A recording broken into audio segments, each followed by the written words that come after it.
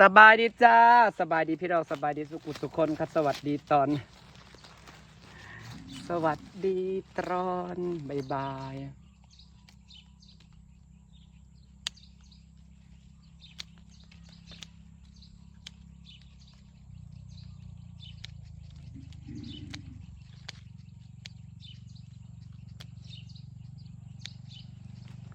แต่งกิ่งพุชชาก่อนพี่น้อง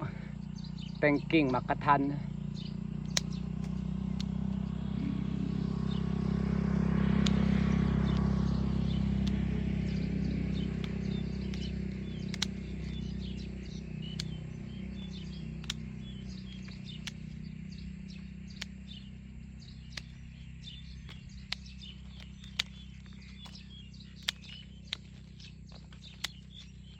เขาว่าให้มันถึกแดดให้มันถึกแดดแล้วให้หมากมันใหญ่เขาว่าให้มันสังเคราะห์แสงแล้วก็ให้หมากมันใหญ่แล้วก็ให้มันเลี้ยง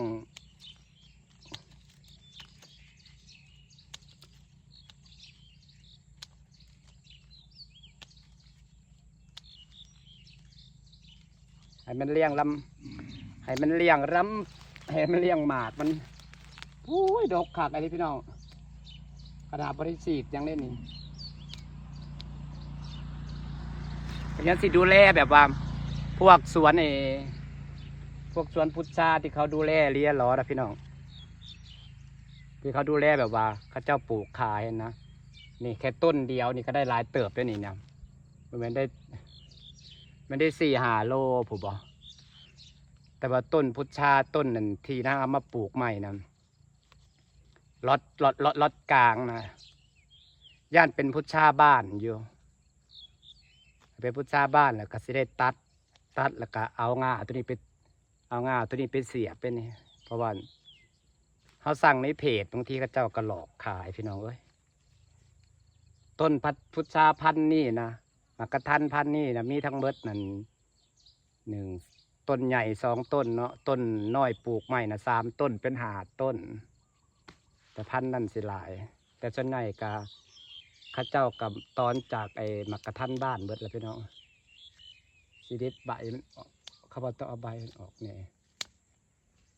ให้หมากมันสมบูรณ์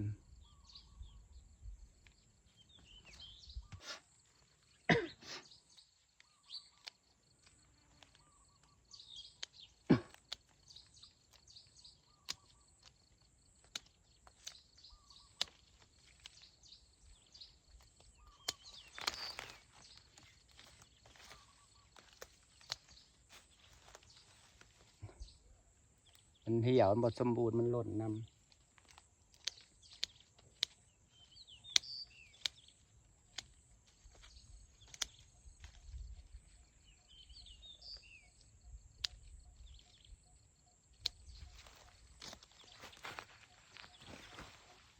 ดกแท้ๆดกว้าว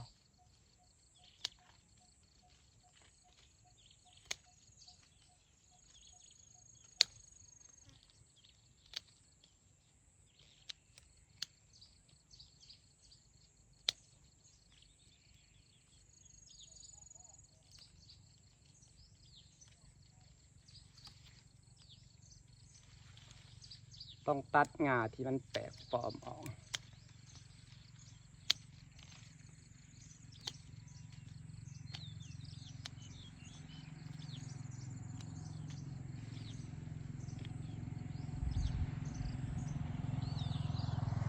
ถ้าเบิกตอนแล้วเด้อ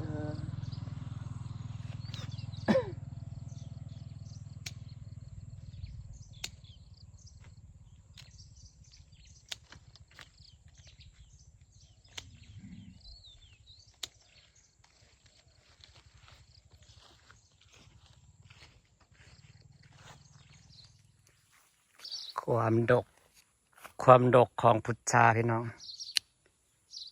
เป็นแปลงทดลองปีที่เป็นต้นใหญ่ปีแรกเลยนี่ปีที่แล้วยังเป็นต้นน้อยๆหนึ่งปีนี้เป็นต้นใหญ่ได้กินปีหน้าอาจสิใหญ่เบิด4-5 ต้นอยู่ปีหน้าอาจสิใหญ่เดือนเมษาประมาณเดือนเมษาก็สิเริ่ม ตอนพี่น้องครับเขาต้องตอนเขาต้องตัดทุกปีพอตัดมันสิบ่เป็นหมากเด้ต้องตัดแบบ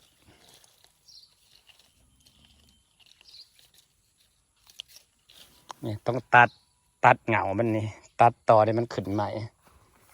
หมากมันก็สิออกประมาณนี้แต่ดกนะอันนี้นางบ่ได้ฉีดอีกอย่างใดอันนี้คือธรรมชาติคันเขาฉีดฮอร์โมนคือไอ้เข้าเจ้าปลูกขายนะฉีดฮอร์โมนฉีดกันแมลงกันศัตรูพืชนะมันสิดกกว่านี้อีกกระดาษนี้ยังดกตรงไหนกระดาษนี้ยังดกเลย เก็บกินไปนำเลยเด้เก็บกินไปนำแล้วนี่แต่ว่าใจมันสุกกว่านี้ก่อนให้มันสุกกว่านี้ก่อนหน่วยนี้อาจจะสุกนี่เรื่องคักๆนี่เรื่องคักๆนี่พอดีกินบางเนี่ยหมากมัน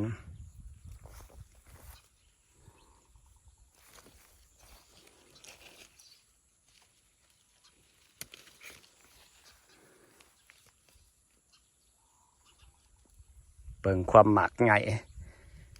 หมากมันใหญ่แห้งเบิ่งพี่ลูกยังใหญ่อ่ะปอความดก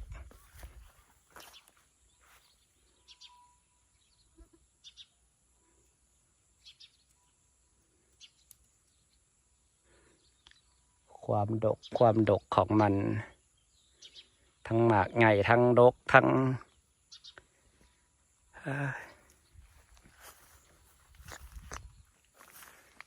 จี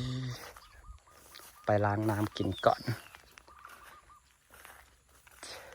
ไส้เกาหลีก็ได้กินน้ำแต่ช่วงนี้ฮดน้ำลายพี่น้องเริ่มแตกยอดแดงเลยแตกยอดแดงส่วนดอกไม้ข้างนอกนะมันสวยเกินงามกับงามโพดงามโพอะไรแตกยอดเลยเพิ่นได้กินน้ำฝ่าพล่าฮดน้ำแห้งฮดแต่ละมือฮดลายฮดแบบเปิดใส่แบบอยากให้มันใหญ่ไว้เด้เห็นปะมันเริ่มแตกยอดเป็นสีเขียวเลยจะหน่อยก็เป็นพุ่มใหญ่จะหน่อยก็วิดเฮาหัวได้นี่เห็นนะเริ่มแตกยอดแล้วดีไส้เกาหลีแตกยอดแล้วพาพี่น้องชมสวนมื้อนี้ว่าทักทายหอกมือ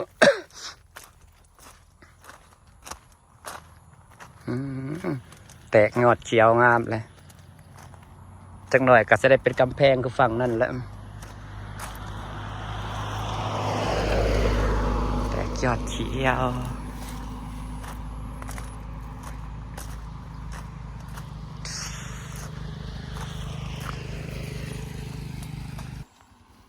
ก็งามโพดดอกไม้นะงามเกินป้า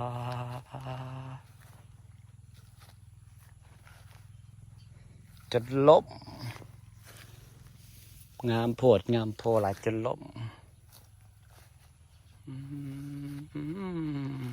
พี่น้อง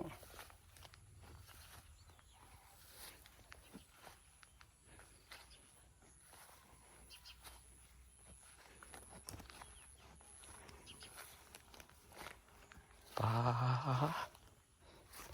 เบิ่งความงามของมันนะ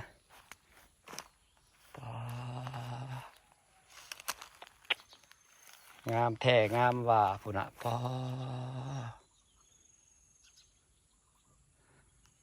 ผู้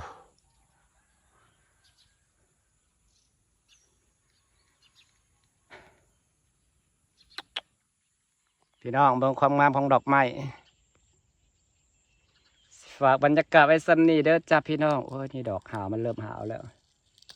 เก็บไปเห็ดพันธุ์มันงามโพดมองในสีมันนะทุ่งนาแดนนี้เบิ่งในป้องามสะอ่อนความงามฝากบรรยากาศไว้ซ้ำนี้เด้อจ้าพี่น้องเข้ามาทักทายมื้ออื่นจะสิไปเล่นบ้านเจสี่ เอาดอกใหม่ๆไปปลูกให้สวยงาม